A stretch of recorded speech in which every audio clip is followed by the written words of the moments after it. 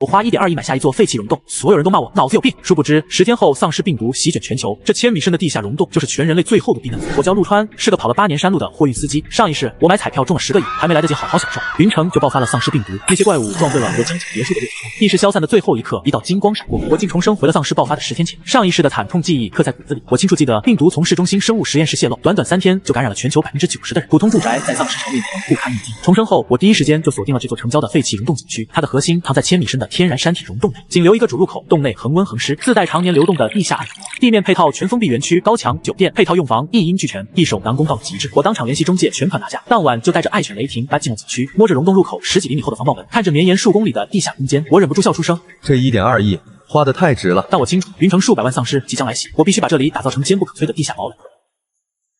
我花1.2亿买下废弃溶洞旅游景区，全网都笑我人傻钱多。殊不知9天后，丧尸席卷全球，这里就是唯一能活下去的地方。重生回来，银行卡里剩下的8.8亿，我要在末世来临前全部花出去。上一世的惨死让我明白，末世里最没用的就是钞票，最靠谱的就是密不透风的防御和堆成山的生存物资。我亲自驱车赶往建材市场，一口气订了4000吨高强度水泥、2500吨花岗岩、1500捆合金钢筋，又以5倍薪资挖来云城顶尖的隧道工程队，花6000万雇佣了1500人的专业施工队伍，要求他们5天内完成全维度防御升级。施工方案早已在我脑中成型，地面园区原有围墙外再加筑一道2米5厚、12米高的钢筋混凝土围墙，墙体嵌入3层特种钢板，顶部通10万伏高压电网和防攀爬旋转切割刀片。溶洞主入口加装3道全钢防爆隔离门，门外搭建3层山体伪装掩体，外层铺设感应地雷带，形成地雷带伪装层、电网墙、防爆门、溶洞隔离舱的5重防御，足以抵挡10万丧尸的持续冲击。工程队连夜开工，盾构机和水泥搅拌车的轰鸣声在山间彻夜不停。与此同时，我启动了大规模囤货计划，先包下了云城4家大型连锁超市的全部门店，所有吃喝用品全部打包运走，又花2500万请专业团队将溶洞内的原生恒温舱改造成超大型低温冷库，用于长期储存食物。期间有人举报我违规改造，我提前用重金打通关系，将项目伪装成景区升级工程，没耽误半年工期。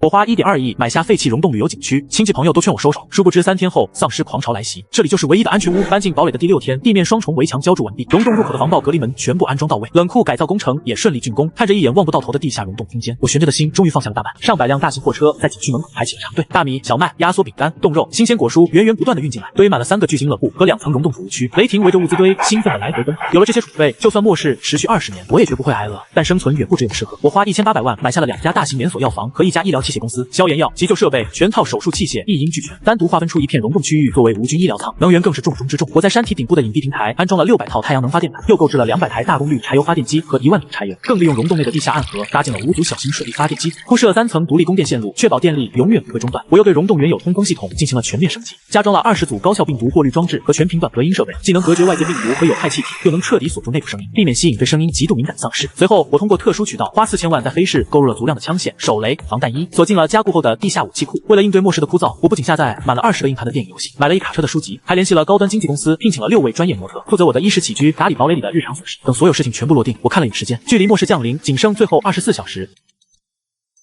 我花10亿把废弃溶洞景区改造成末世堡垒，所有人都觉得我疯了。可明天整个世界都会被丧尸狂潮吞噬，末日倒计时最后一天，所有基建工程全部竣工。我拿着清单逐项验收，不敢有半分遗漏。最让我在意的还是防御强度。我亲自驾驶着满载的重型皮卡，朝着外围新建的围墙狠狠撞去。一声震耳欲聋的巨响过后，皮卡车头当场报废，而围墙却纹丝不动，连一丝裂缝都没有。我满意的笑了，这样的防御再加上地雷带和高压电，就算几10万丧尸围攻也根本不用进来。随后我又补充了800台高清摄像头，在景区5公里范围内实现无死角覆盖，又购置了300台无人机，分为侦察型和攻击型，24小时在山间巡航监控。所有准备全部就绪，我瘫坐在溶洞内改造后的豪华生活舱沙发上，开了一瓶顶级红酒。谁能想到，冰冷的地下溶洞里竟藏着堪比7星级酒店的配置，宽敞的卧室、恒温泳池、天然温泉泡池、私人影院，6位模特安静的侍立在旁，将精心烹制的餐食一一摆上桌。我专门从云城最顶级的酒店请来了主厨团队，做了满满一桌顶级大餐，红烧爆餐、清蒸帝王蟹、飞松露和牛排应有尽有，和雷霆模特们一同响应。饭后，我站在景区的山顶瞭望塔上，看着远处灯火通明的云城，心里一阵酸楚。这是人间最后一个安宁的夜晚了，明天过后，这里就会变成人间炼狱。夕阳落下时，安保人员向我汇报，有一伙形迹可疑的人在景区外围窥探，被驱离后仓皇逃走了。我眼神一冷，看来我的末世堡垒已经被人盯上了。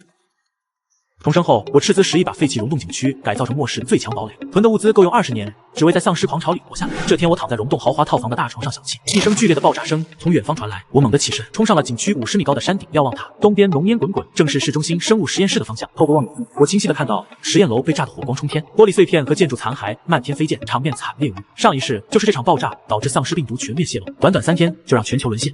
1分钟后，一群身穿白大褂的研究员尖叫着从楼里冲出来，四散奔逃，紧随其后的是几十直接血肉模糊、肢体残缺的丧尸，他们的速度和力量远超常人。那些研究员没跑出10米就被扑倒在地，活活咬死。短短10分钟，倒下的人就以诡异的姿势爬起来，沦为新的感染者，嘶吼着朝着市区的方向狂奔而去。我立刻回到溶洞监控室，打开电视，新闻里的画面早已乱成一团，狼烟四起，建筑坍塌，丧尸在街头疯狂追赶人类，鲜血染红了整座云。本台即日起暂停播出。播报员的声音里满是恐惧和梗。话音未落，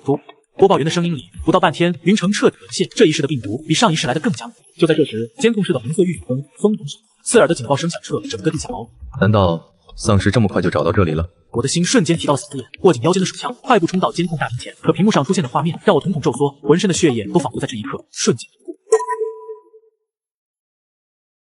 监控大屏的画面让我攥紧手枪的手指泛白，后背瞬间爬满冷汗。哪里是什么丧尸，竟是上一世害死我的仇人张磊带着上百人的私人武装，把景区外围围得水泄不通。他手里的越野车架着机枪，车灯刺透夜色，显然是早有预谋盯上了我的堡垒。上一世就是他假意带我避难，实则把我推给丧尸，只为抢我的彩票奖金。我立刻按下总控台的红色按钮，启动外围防御系统。最先遭殃的是他前排的车队，车轮碾中感应地雷，爆炸声接连响起，火光掀飞数辆越野车。紧接着12米高的围墙上，高压电网亮起蓝弧，冲在前面的武装人员瞬间被电成焦炭，防攀爬刀片更是将试图翻墙的人拦腰切断。攻击型无人机群从山体隐蔽处升空，带着榴弹朝着后方的机枪阵地俯冲。不过10分钟，张磊的武装就溃不成军，他本人坐着防弹车狼狈逃窜。我盯着他消失的方向，眼神冰冷。这只是开始，他绝不会善罢甘休，而我正等着亲手清算血仇。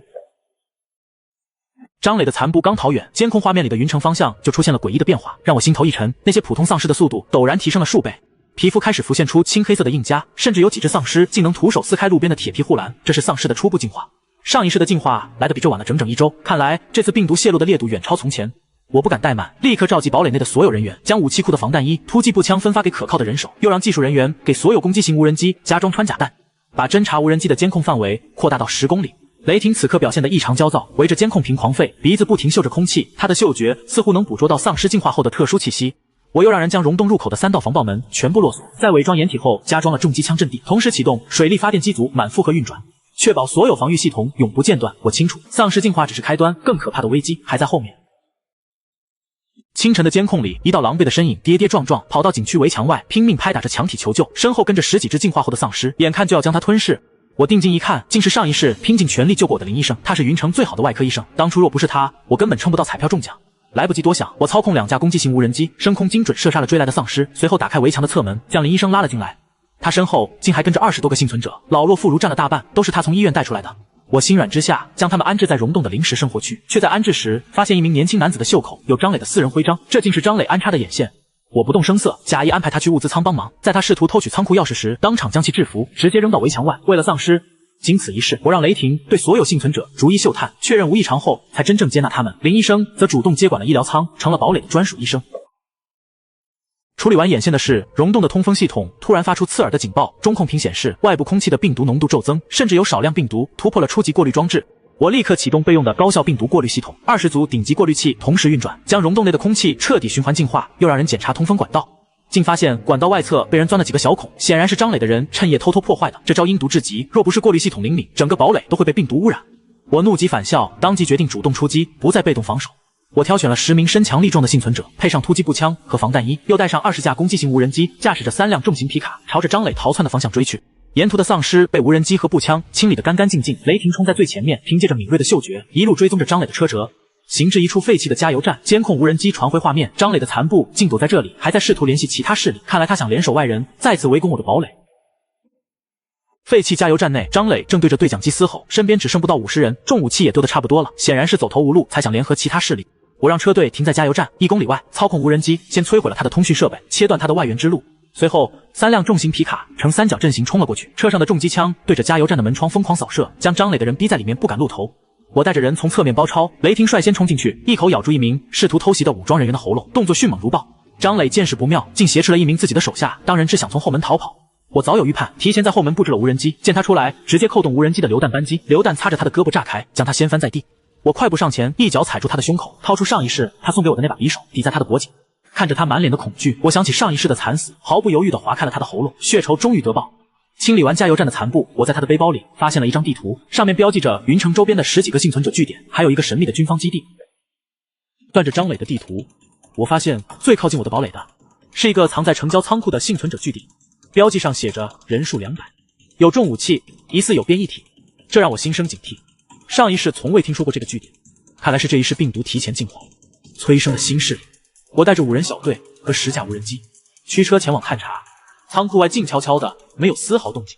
只有几道斑驳的血痕印在铁皮门上。我让无人机从通风口飞进去，画面传回，让我倒吸一口凉气。仓库里横七竖八躺着几十具尸体，都是被撕咬致死，而仓库的中央竟有一只体型堪比黑熊的变异犬，皮毛呈铁灰色，牙齿泛着寒光，正啃食着尸体。他的身边还有10几只普通丧尸被他驱赶，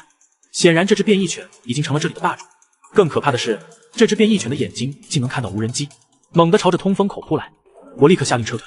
这只变异犬的实力远超普通进化丧尸，而仓库里的200幸存者恐怕只剩寥寥数人。我必须回去准备重武器，再来清理这个威胁。回到堡垒，我立刻从武器库调出火箭筒和穿甲手雷，又给雷霆穿上了特制的合金护甲。他对上那只变异犬似乎有着天生的战意。休整1小时后，我带着10人的精锐小队再次赶往废弃仓库。这次我准备速战速决。抵达后，我让无人机从不同方向飞进仓库，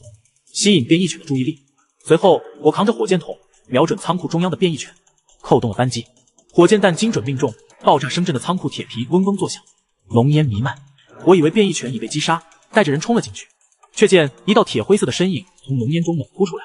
他的左肩被炸伤，却丝毫没有影响速度，一口就将一名队员的防弹衣撕得粉碎。雷霆立刻冲上去和变异犬缠斗在一起，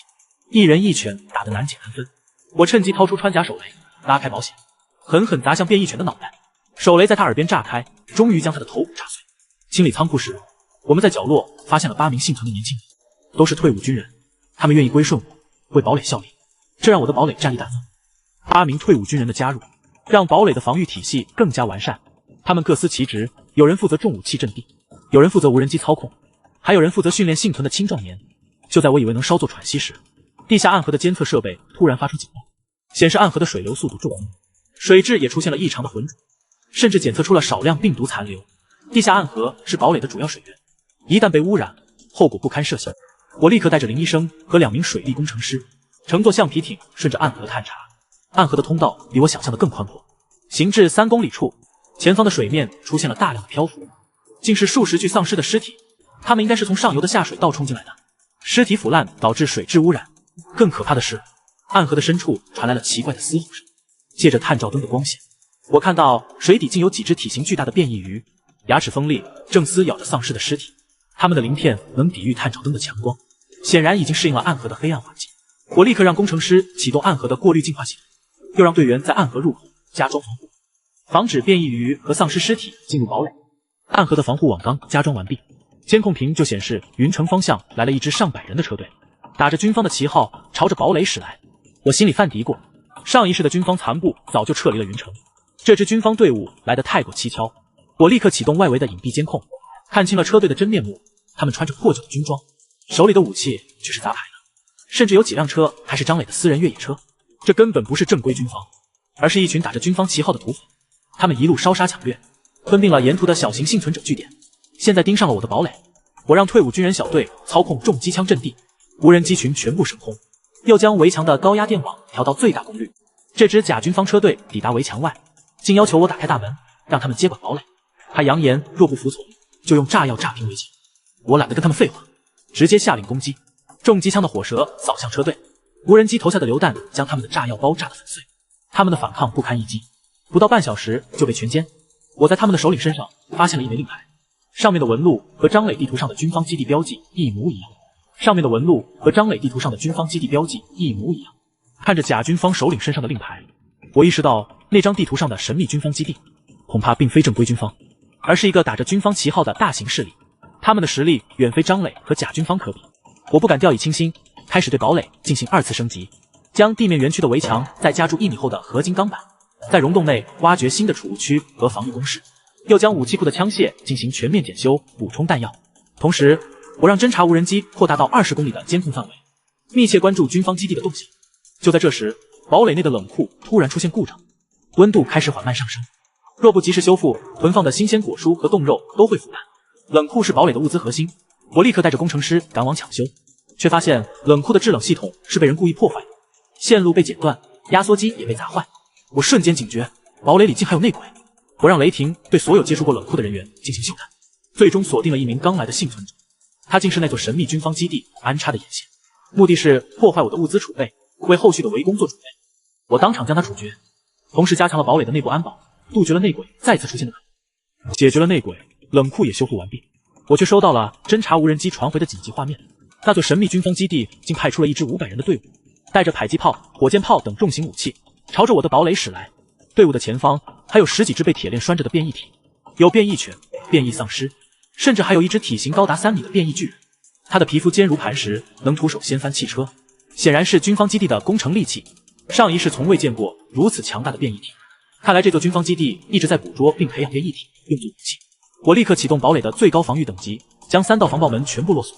关闭所有侧门，让所有人员进入溶洞内部的安全区，只留下精锐小队操控防御工事。同时，我让工程师将地下暗河的水力发电机组调到最大功率，确保高压电网、重机枪阵地、无人机群都能满负荷运转。我站在瞭望塔上，看着远方驶来的庞大队伍，眼神坚定。这是堡垒建成以来遭遇的最大危机，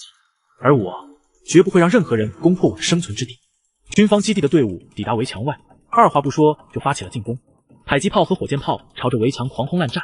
爆炸声震耳欲聋，碎石和烟尘漫天飞舞。好在围墙经过2次升级，合金钢板和钢筋混凝土的组合异常坚固，虽被轰出几道凹痕，却没有丝毫坍塌的迹象。随后，他们解开铁链，10几只变异体朝着围墙冲来。变异巨人走在最前面，一拳砸在围墙上，墙体剧烈摇晃，高压电网的蓝弧在他身上闪烁，却只能留下几道浅浅的焦痕。他的皮肤竟能抵御10万伏高压电。我立刻下令攻击型无人机群朝着变异巨人的眼睛和嘴巴进攻，这是他的弱点，同时让重机枪小队集中火力射杀其他变异体。无人机的榴弹精准砸进变异巨人的嘴巴，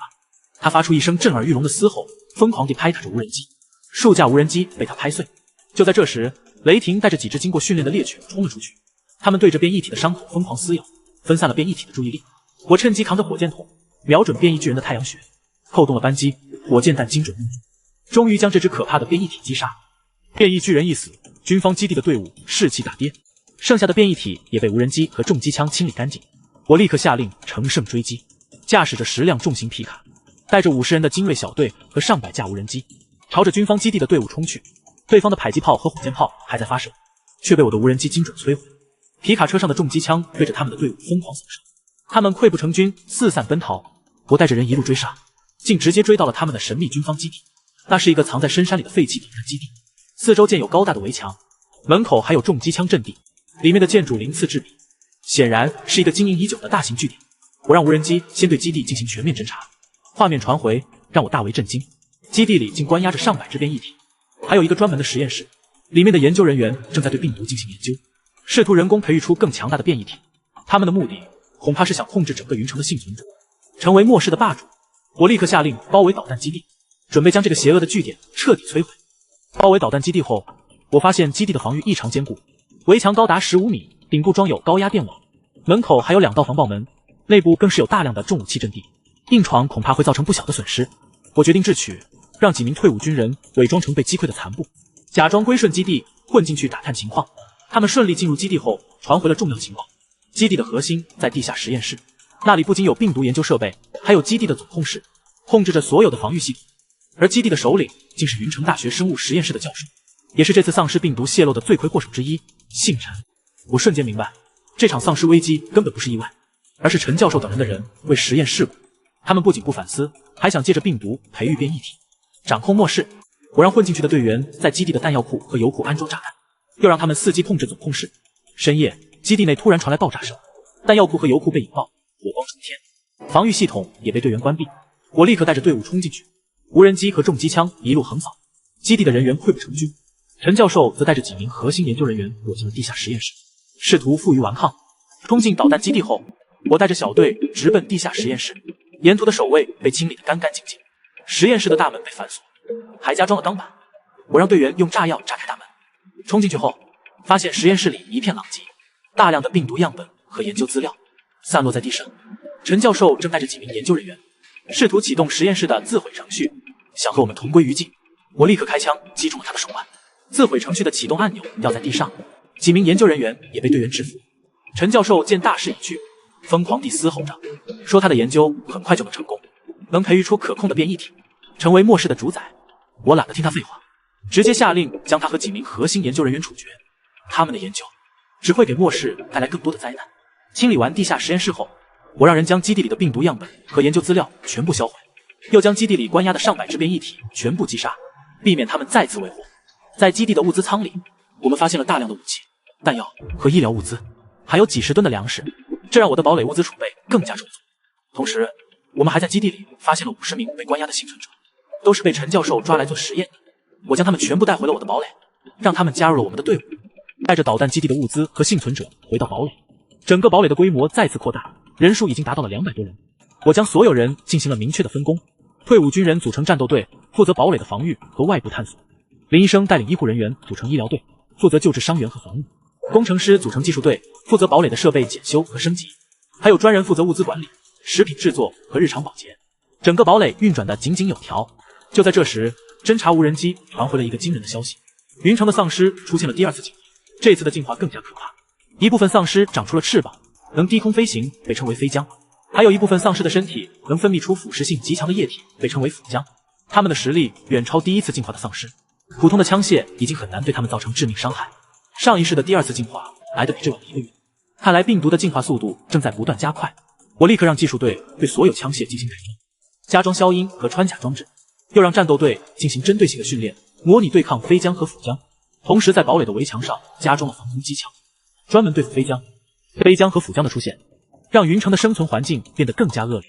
外围的小型幸存者据点几乎全部被摧毁，只有少数幸存者朝着我的堡垒赶来。我本着多一人多一分力量的原则，将他们全部接纳，却也加强了审查，避免内鬼再次混入。这天，一名浑身是伤的幸存者来到堡垒，他竟是云城军区的正规军人，姓赵，是一名连长。他带着30名军区的士兵从云城军区突围出来，军区里的大部队已经撤离，他们是殿后部队，被丧尸冲散，一路辗转来到这里。赵连长带来了军区的先进装备，有反坦克导弹、高射炮，还有10几辆装甲车，这让我的堡垒战力得到了质的提升。赵连长表示愿意归顺我，听从我的指挥。他说在突围的过程中看到了我的堡垒的防御实力，知道只有跟着我才能在末世活下去。我大喜过望，立刻将赵连长和他的士兵编入战斗队，由赵连长担任战斗队队长，负责所有的战斗部署和训练。有了正规军方的加入，我的堡垒防御更加坚不可摧。赵连长的加入让战斗队的训练更加专业，士兵们的战斗力提升得很快，对付飞浆和腐浆已经有了一套成熟的战术。就在我以为堡垒能安稳一段时间时，地下暗河的上游突然传来了巨大的轰鸣声。监测设备显示，暗河的水位正在急剧上升，随时可能发生倒灌。一旦暗河倒灌，溶洞的低层区域将会被淹没，物资仓和部分生活区都会受到严重影响。我立刻带着赵连长和水利工程师乘坐橡皮艇，顺着暗河往上探查。行至5公里处，发现暗河的上游河道被大量的丧尸尸体和坍塌的岩石堵塞，形成了一个临时的堰塞湖，湖水不断上涨，随时可能决堤。而堰塞湖的对面竟有上百只飞浆和腐浆在盘旋，它们显然是被尸体的血腥味吸引了。一旦堰塞湖决堤，它们也会跟着洪水冲进暗河，进入堡垒。我立刻下令让战斗队带着炸药和重武器赶来，先清理堰塞湖的堵塞物，再击杀对面的变异丧尸，同时让堡垒内的人员做好防洪准备，将低层区域的物资转移到高层。战斗队很快赶到，赵连长立刻做出部署，让高射炮小队对着对面的飞浆进行扫射，防止他们干扰清理工作，同时让爆破小队在堵塞物上安装炸药，准备炸开河道。高射炮的火舌扫向飞浆，数只飞浆被击中，从空中坠落，腐浆则在地面喷射腐蚀性液体，却被士兵们的防弹盾挡住。爆破小队顺利安装好炸药，我一声令下，炸药被引爆，轰鸣声震耳欲聋，堵塞河道的丧尸尸体和岩石被炸开，堰塞湖的湖水顺着河道汹涌而下，水位迅速恢复正常。就在这时，剩下的飞浆和腐浆朝着我们冲来，赵连长下令战斗队发起进攻，士兵们用改装后的突击步枪射杀腐浆，用高射炮对付飞浆，撕咬落单的变异丧尸。经过1小时的激战，上百只飞浆和腐浆被全部击杀，河道也被彻底清理干净，暗河倒灌的危机成功解除。回到堡垒后，我让人在暗河上游的河道安装了监控和预警设备，防止类似的危机再次发生。解除暗河危机后，我决定对云城进行一次全面的清剿，将云城内的变异丧尸清理一部分，同时搜集更多的物资。毕竟堡垒的人数越来越多，物资的消耗也在不断增加。赵连长制定了详细的清剿计划，将战斗队分成3个小队，分别从东南北3个方向进入云城。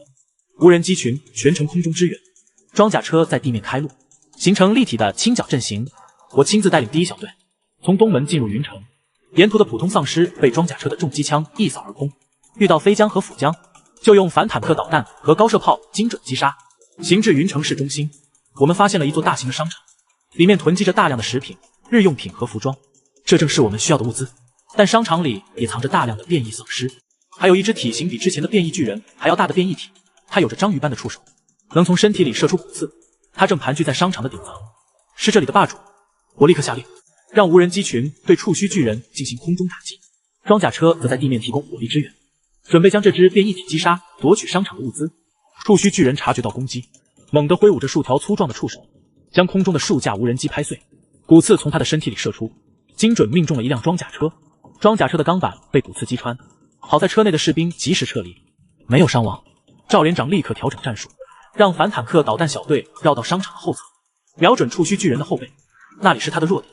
同时让高射炮小队继续对他进行空中打击，吸引他的注意力。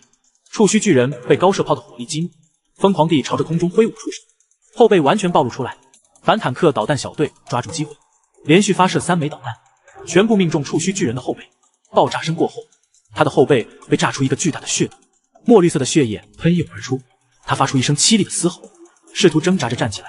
我立刻带着士兵冲进去，用穿甲手雷朝着他的血洞扔去，终于将这只可怕的变异体击杀。清理完商场里的其他变异丧尸后，我们开始搜集物资。商场里的物资堆积如山，足够堡垒使用半年之久。我们调用了上百辆货车，将物资全部运回堡垒，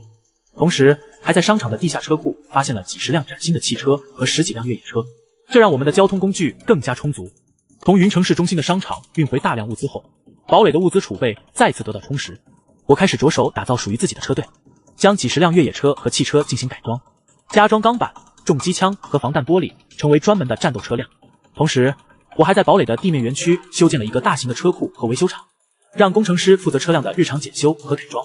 就在这时，侦察无人机传回了一个意外的消息：云城的西边出现了一支上千人的幸存者队伍，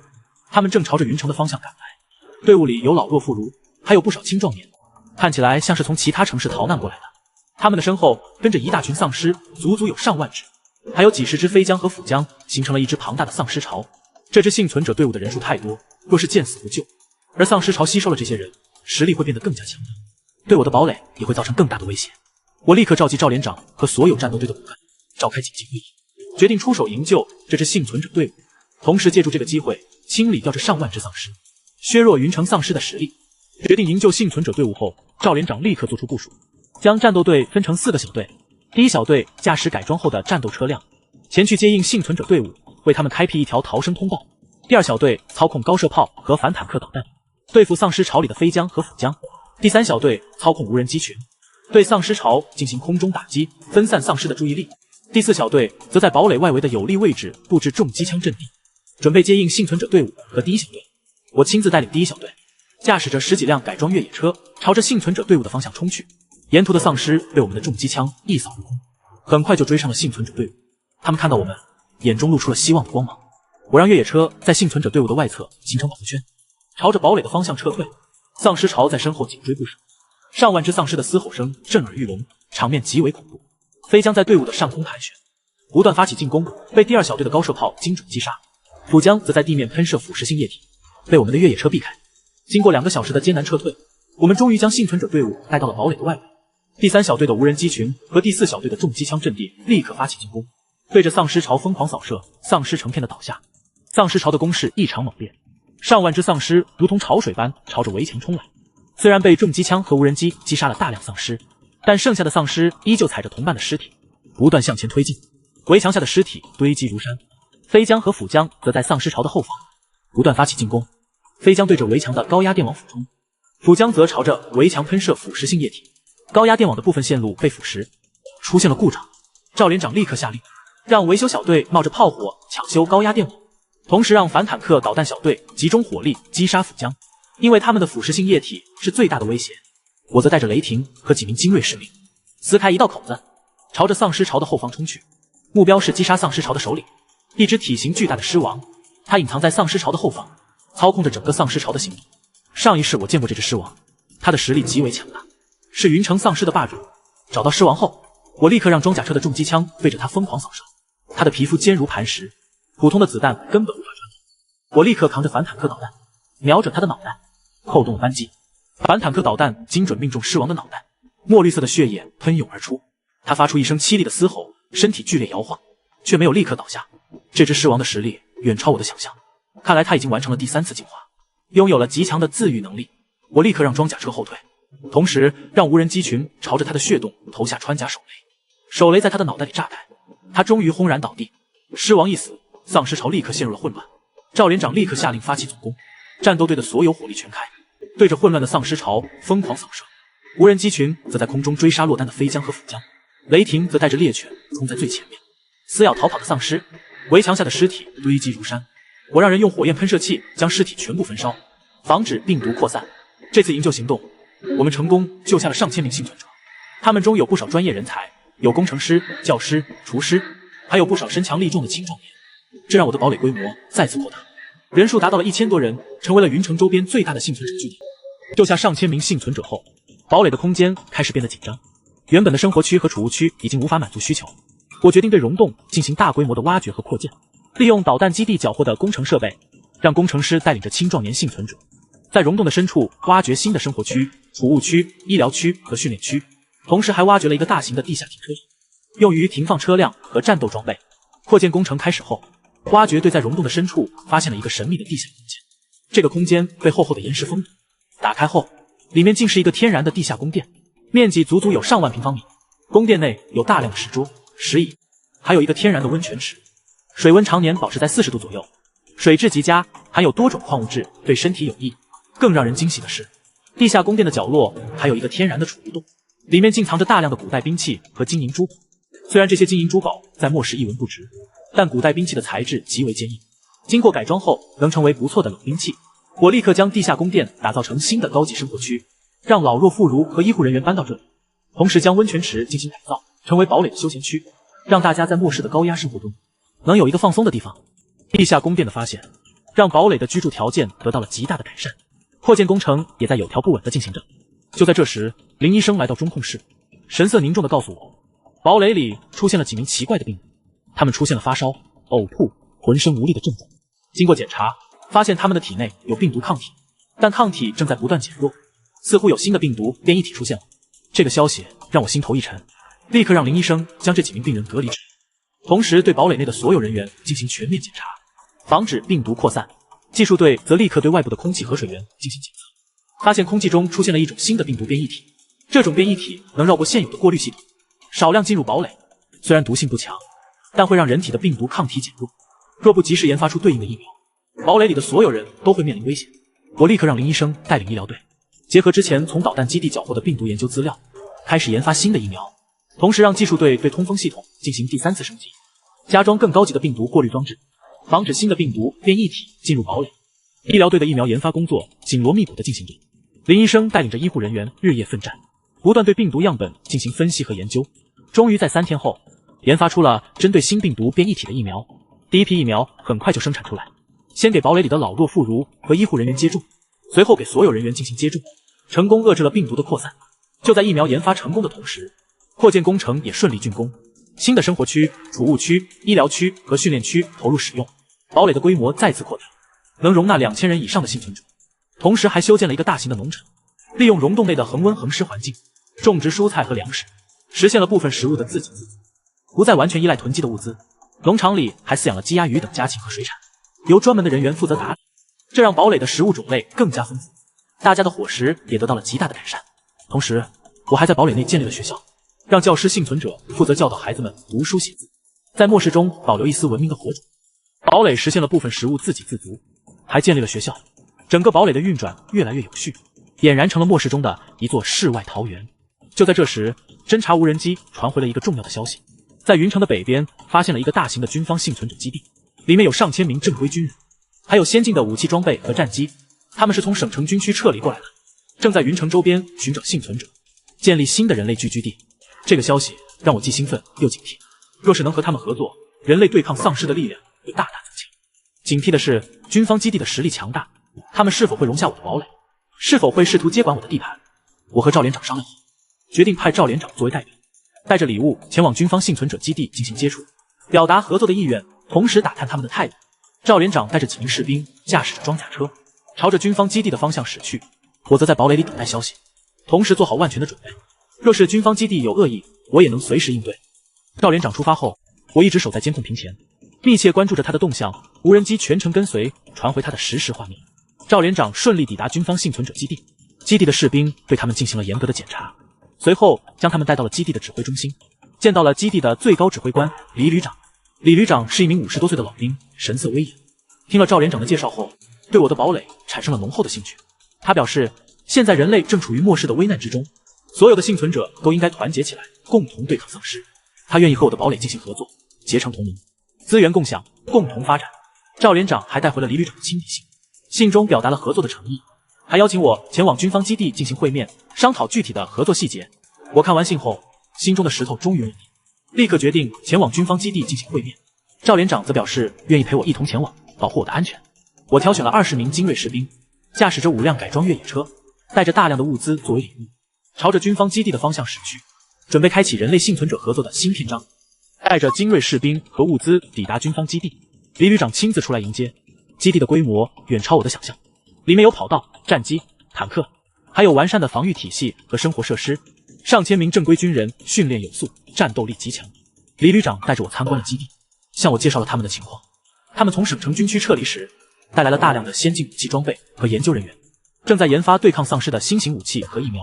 同时还在寻找更多的幸存者，扩大人类的力量。我也向李旅长介绍了我的堡垒的情况，包括溶洞的防御、物资储备、人员构成和食物自给自足的情况。李旅长听后大为赞赏，说我的堡垒是他见过的最坚固的幸存者据点，是人类对抗丧尸的重要屏障。随后，我们在指挥中心进行了深入的商讨，确定了合作的细节，双方结成同盟，资源共享。军方基地为我的堡垒提供先进的武器装备和技术支持，我的堡垒则为军方基地提供粮食和物资。同时，双方的战斗力量相互配合，共同清剿云城的丧尸，建立新的人类聚居地，正式结成同盟。人类对抗丧尸的力量从此变得更加强大。和军方基地结成同盟后，双方的合作立刻展开。军方基地的技术人员来到我的堡垒，对防御系统、武器装备和通风系统进行了全面的升级，为我们提供了更先进的病毒过滤装置、反坦克导弹和防空系统，还帮助我们改造了溶洞的电力系统，让堡垒的电力供应更加稳定。我的堡垒则向军方基地输送了大量的粮食、蔬菜和医疗物资，缓解了军方基地的物资压力，开始联合清剿云城的丧尸。由军方基地的坦克、战机提供重型火力支援，我的堡垒的战斗队则负责无人机群，则进行空中侦察和精准打击，形成了强大的立体作战体系。联合清剿行动进展得非常顺利，云城内的变异丧尸被大量击杀，丧尸的活动范围被不断压缩。我们还在清剿的过程中救下了数百名被困的幸存者，将他们分别安置在我的堡垒和军方基地。随着合作的不断深入，人类在云城的生存空间开始不断扩大，越来越多的幸存者开始聚集到我们的身边。对抗丧尸的希望联合清剿行动持续了半个月，只剩下少数变异丧尸躲在城市的角落，不敢轻易露头。就在这时，军方基地的研究人员传来了一个振奋人心的消息，他们成功研发出了一种新型的丧尸病毒抑制剂。这种抑制剂不仅能增强人体的病毒抗体，还能对丧尸的神经进行麻痹，让丧尸失去行动能力。虽然不能彻底杀死丧尸，但能大大降低对抗丧尸的难度。同时，他们还研发出了一种新型的穿甲弹，能轻易击穿净化丧尸的皮肤，对变异体造成致命伤害。这个消息让所有的幸存者都为之振奋。我立刻让军方基地的研究人员为我的堡垒生产大量的抑制剂和新型穿甲弹，同时让战斗队进行针对性的训练，熟悉新型武器的使用。就在我们准备对云城剩余的丧尸进行最后清剿时，侦察无人机传回了一个可怕的消息，在云城的东边出现了一支庞大的变异体队伍，足足有上百只变异体，其中有10几只触须巨人，还有一只体型高达10米的巨型狮王。它的实力远超之前遇到的任何变异体，正朝着云城的方向驶来。巨型狮王带领的变异体队伍让我和李旅长都感到了前所未有的压力。这只巨型狮王显然已经完成了第4次进化，拥有了毁天灭地的实力，普通的武器根本无法对它造成伤害。我和李旅长立刻召开紧急会议，制定应对方案，决定由军方基地派出坦克、战机和火箭炮部队，提供重型火力支援。我的堡垒则派出战斗队和无人机群，负责地面清剿和精准打击。双方的所有力量全部出动，在云城的东郊布置防线，阻击变异体队伍。防线很快布置完毕，军方基地的10几辆坦克呈一字排开，战机在空中盘旋，火箭炮部队在后方蓄势待发。我的堡垒的战斗队则隐藏在防线的两侧，无人机群在上空进行侦察，严阵以待。不久后，变异体队伍抵达东郊，巨型狮王走在最前面，10几只触须巨人跟在他的身后，其他的变异体则在两侧。嘶吼声震耳欲聋，场面极为恐怖。李旅长一声令下，火箭炮部队率先发起进攻，数十枚火箭炮朝着变异体队伍飞去，爆炸声震天动地，大量的变异体被炸伤，却没有一只被击杀。巨型狮王更是毫发无损，他猛地一挥大手，一道巨大的气浪朝着防线冲来，数辆坦克被气浪掀翻，战机也被震得失去平衡。巨型狮王的气浪让我们的防线遭受了重创，数辆坦克被掀翻，几名士兵受伤，战机被迫拉高高度，暂时无法发起进攻。变异体队伍趁机朝着防线冲来，朝着坦克和士兵发起进攻，其他的变异体则在两侧展开冲锋，场面一度陷入混乱。我立刻下令，让战斗队的无人机群全部升空，朝着触须巨人的弱点发起进攻，驾驶着改装后的装甲车在防线内穿插，击杀落单的变异体。军方基地的李旅长则下令让战机调整战术，采用低空突袭的方式对着巨型狮王的眼睛和嘴巴投下炸弹，坦克则在后方进行火力支援，不断射击巨型狮王的腿部，试图限制他的行动。雷霆则带着几十只经过训练的猎犬冲在最前面，撕咬变异体的伤口，分散他们的注意力。经过2个小时的激战，我们击杀了几十只变异体，却依旧无法对巨型狮王造成致命伤害。他的自愈能力极强，就算被炸出巨大的血洞，也能在短时间内愈合。我们的士兵伤亡不断增加，防线也开始出现松动。看来常规的武器根本无法对付这只可怕的巨型狮王。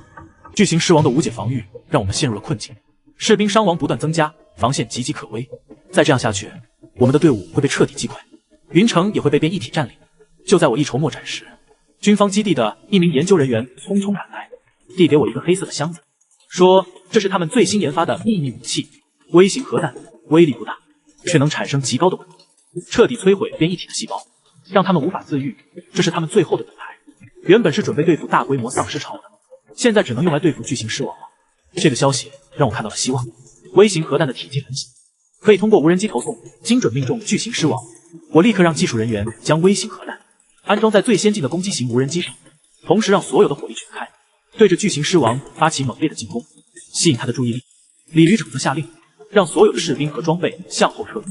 远离微型核弹的爆炸范围，防止被误伤。巨型狮王被我们的火力激怒，疯狂地朝着我们的方向挥舞大手，气浪一波接着一波，却不知道死亡已经离他越来越近。所有人员和装备都已撤退到安全范围，安装了微型核弹的无人机朝着巨型狮王的脑袋飞去。巨型狮王察觉到了无人机的动向，猛地挥舞着触手，试图将无人机拍碎。掩护的无人机立刻上前阻断，数架无人机被拍碎，却为搭载核弹的无人机争取了宝贵的时间。终于，搭载核弹的无人机精准飞到巨型狮王的嘴巴上方，技术人员立刻按下引爆按钮，微型核弹被引爆，一道耀眼的白光闪过，巨大的爆炸声震耳欲聋，极高的温度瞬间将巨型狮王的脑袋融化，他的身体剧烈摇晃，轰然倒地，墨绿色的血液喷涌而出。这次他再也没有站起来，细胞被彻底摧毁，失去了自愈能力。10几只触须巨人见巨型狮王被击杀，立刻陷入了混乱，朝着四周四散奔逃。我和李旅长立刻下令发起总攻，军方基地的战机和坦克对着逃跑的变异体疯狂扫射，我的堡垒的战斗队和无人机群则在地面和空中进行追杀。经过1小时的激战，上百只变异体被全部击杀。云城东郊的阻击阵，我们终于取得了胜利。这场战斗，我们付出了不小的代价，几十名士兵牺牲，10几辆坦克和上百架无人机，但我们成功击杀了巨型狮王，清除了云城最大的威胁，为人类的生存赢得了宝贵的机会。东郊阻击战取得胜利后，我和李旅长带领着队伍对云城剩余的丧尸进行了最后的清剿。没有了巨型狮王的指挥，剩余的丧尸和变异体不堪一击，很快就被我们全部清理干净。云城这座曾经繁华的城市，终于再次回到了人类的手中。虽然城市已经变得满目疮痍，到处都是废墟，但这是人类对抗丧尸的重要胜利，意味着我们在末世中终于拥有了一座属于自己的城市。我和李旅长商量后，决定对云城进行重建，将云城打造成为人类对抗丧尸的核心基地。我的溶洞堡垒则作为云城的后方基地，负责物资储备和人员安置；军方基地则作为云城的前线基地，负责防御和清剿周边的丧尸。重建工作立刻展开，我们组织所有的幸存者，清理城市里的废墟和丧尸尸体，修复道路、水电和通讯设施，同时在城市的周边修建防御工事，加装高压电网、重机枪阵地和防空系统，防止丧尸再次入侵。在清理废墟的过程中，我们还发现了大量的物资和设备，还有不少隐藏在地下的幸存者，他们都被我们救了出来。加入到重建云城的队伍。云城重建工作刚步入正轨，清理废墟的队伍就传来了紧急消息：市中心地铁隧道的废墟下，发现了大量粘在墙体上的变异虫卵，卵囊呈半透明状，里面的幼虫轮廓清晰可见，稍有触碰就会渗出腐蚀性粘液。更棘手的是，城外的物资运输路线被坍塌的桥梁阻断，水泥、钢材等重建物资迟迟无法运入。我立刻联合李旅长制定方案，让赵连长带领精锐型携带火焰喷射器和穿甲弹进入隧道清剿虫卵，高温能直接将卵囊着火，从根源杜绝隐患。同时，军方调出工程架桥车，连夜抢修坍塌桥梁。溶洞堡垒则开放临时物资中转站，将囤积的建材分批运入云城。就在小队清理到隧道深处时，通讯器里突然传来惊呼，有部分虫卵已经孵化，通体漆黑的幼虫正朝着队员扑来。隧道内的变异幼虫速度极快，好在队员们早有准备，火焰喷射器的火舌瞬间将幼虫吞噬，刺鼻的焦糊味弥漫在隧道中。林医生第一时间赶到现场，采集了幼虫样本研究后发现，这类变异体无脊椎，高温和强酸是其致命弱点。我立刻让队伍携带强酸喷雾作为备用武器，彻底清理了隧道内的所有虫卵和幼虫。另一边，军方技术人员和堡垒的工程师团队联手，对云城旧水厂展开修复，更换了全部过滤芯，加装了4层病毒净化装置，还在水厂周边布置了警戒岗。幸存者中多名建筑工人自发组成规划队，在云城西区搭建了简易的板房居住区，配套了临时食堂和医疗点。当水厂的水龙头流出清澈的水时，板房区传来阵阵欢呼。可侦察队的无人机却传回消息，周边邻县的丧尸正朝着云城方向缓慢移动。邻县的丧尸群约有5000余只，其中夹杂着上百只飞僵和腐僵，显然是被云城重建的动静吸引而来。我和李旅长立刻制定联合作战计划，军方调出8辆坦克、12架战机从正面压阵，我的战斗队则驾驶20辆改装越野车，带着上百架无人机从两翼包抄。雷霆率领30支训练有素的猎犬小队在前探路，精准锁定丧尸群中的进化点。战斗打响后，战机的炮火轰散了丧尸群的阵型，坦克的重机枪收割着普通丧尸，无人机则对着飞僵和腐僵精准投弹。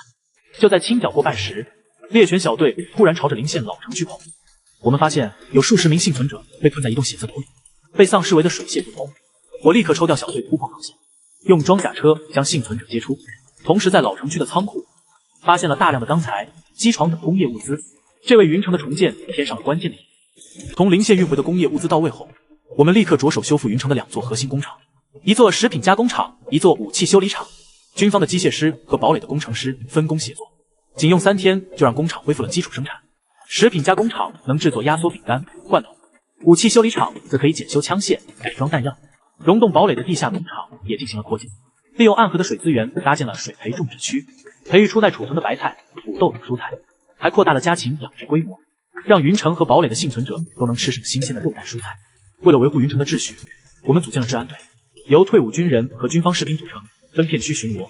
杜绝哄抢物资、打架斗殴的情况。林医生则在云城各区建立了防疫站，定期为幸存者体检、接种疫苗。就在食品加工厂试生产出第一批罐头时，技术队在修复通讯组的过程中，捕捉到了一段陌生的无线电信号，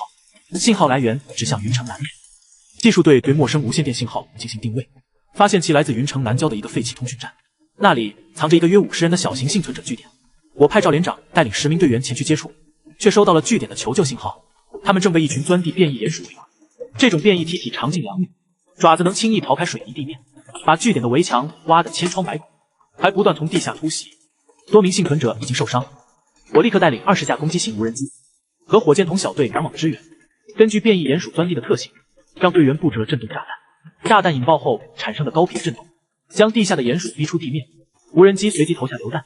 火焰喷射器的火舌将其团团围住。短短20分钟就清理了所有变异鼹鼠。据点的幸存者对我们感激不尽。我们发现他们手中竟有一台小型卫星通讯设备，虽有损坏，